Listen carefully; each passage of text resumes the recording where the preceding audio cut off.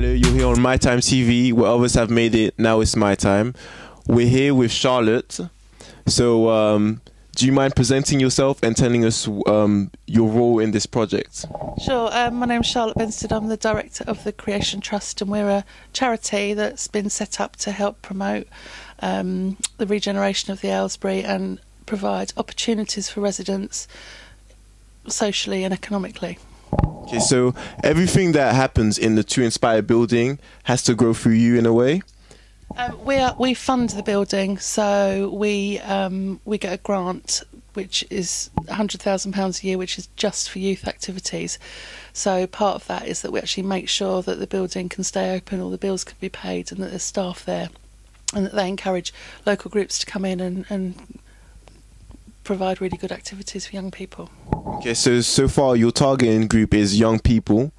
What about adults? There's nothing for adults really, just young people from the what is the age range? Well, that's just one aspect of the work we do. So we've got sort of four main themes. One is that we look after the health and well-being of residents, and we do a lot of work with older residents, especially those that are involved in the active phases. So the ones that are due to be leaving the estate, who often they've lived here for 40 plus years when the estate was first built. They've got some amazing stories, and they're about to be moved so that we can rebuild. So we're finding that we're doing a lot of work one-to-one with them to help them deal with the stresses and strains of that situation. We also are trying to tackle worklessness, and we found there's a really big gap. There's so much stuff happening for young people actually that's really well funded after the riots, and you know, capturing people who are NEETs, not in education, employment or training. There's been a lot of government funding going to those schemes, but we found some big gaps in the over 25s, lone parents, and people who are on incapacity benefit. So we're trying to do 3 new projects that will really help tackle those, because they're not being captured at all, and then we think there's a lot of them on the estate. Okay. I'm going to be a bit cocky and just, do you mind telling me the names of, do you mind telling us like the names and of the 3 projects that you're talking about? Because it seems very interesting. We were interviewing different people in the To Inspire building, but we weren't involved. We didn't know that you had more in plans, that you had the plans to other projects. Do you mind telling us like the names and a bit more about these projects, please? Well, actually, we've asked people to bid to run those projects, and we're deciding on them this week. So we've had 7 different organisations looking to develop that work, and we'll be delivering them from September. And the other thing we're doing as well, we're just about to start a bursary scheme, because we know that educational maintenance allowance has been cut. And we know that, you know, often for young people actually to stay in college, or even any residents on the estate to actually stay in college and buy their books and stuff they need, you know, is quite difficult. So we're going to be offering a small scholarship for residents that apply for that. And then we've also been running our pop-up shop project. So we've taken an empty retail space and we've given people work experience and training in retail customer services, and they've actually run their own shop twice on East Street. So we've got the funding for that for another year, and that's going to be open up to any age group. So that will come in under trying to get people back into work. Thank you, that's very interesting. One other question, how do you get people involved? How do you get people to know about these schemes that you guys are planning? How do you just get your name out there? Well, we do our quarterly magazine. It's called The Echo, and it goes door to door through every single household. I've seen it. It's good, isn't it? Obviously, we've got a website. We also do an e-bulletin once a month, and we've got a Twitter account, which is at Creation SU17. So sign up. And then we've got a group of residents who we call our community team, who are mainly mums actually, which go and do door knocking for us, and they're making sure that we're getting leaflets out and posters up. And then we also represent residents at lots of different boards, like we attend the ward panel meeting, which is run by the Safer Neighbourhood Police team. So we kind of make sure any little bit of money that the police have got to spend, we're making sure that the Aylesbury is a priority, and we tell all the partner groups about that. And then we also sit down quarterly, and with everybody working with young people in the area, we have a meeting every 3 months, and we work out what everyone else is doing. We try and sort of pull that all together into a programme. Okay, thank you very much.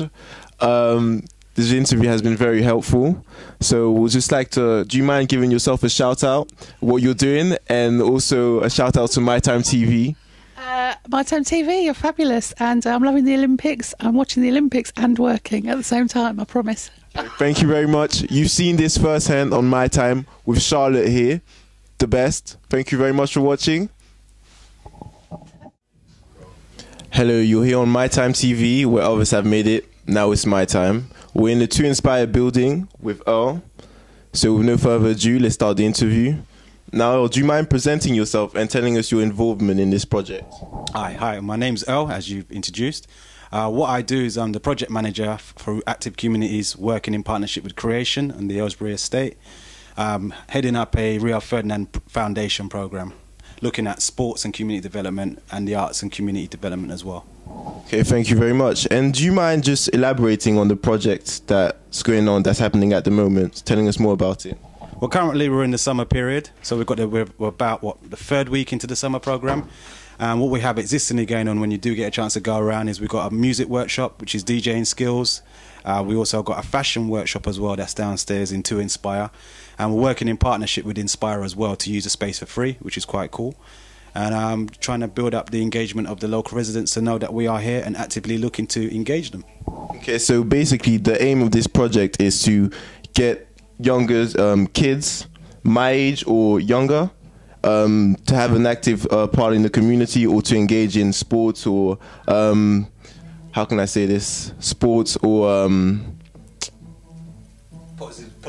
positive activities. I want to say something else, positive activities. Yeah, as you're saying, I mean, the whole idea is, what we offer is the hook. So if it's a football session, we want to build a relationship with the young people to come, understand the importance of being fit, healthy, and having a constructive leisure time for themselves.